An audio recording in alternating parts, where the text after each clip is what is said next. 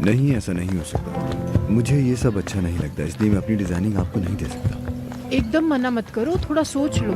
सोचो, पूरी दुनिया के ब्रांड्स तुम्हारे शूज इस्तेमाल करेगी। हाँ, लेकिन अपना नाम देकर।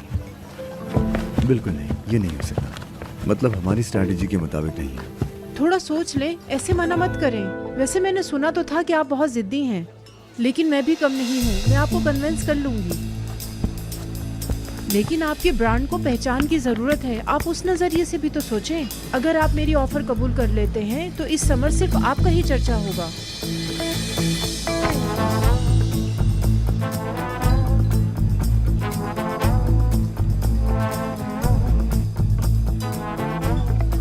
नीचे बहुत शोर हो रहा है, लगता है शायद गालू आ गई है। क्या वो आ गई? मैं इस तरह से बात को अधूरी छोड़ना नहीं चाहती थी, लेकिन मैं हाँ हाँ, जाइए। आप वादा करें यही इंतजार करेंगे। मैं अभी उनसे मिलकर आती हूँ।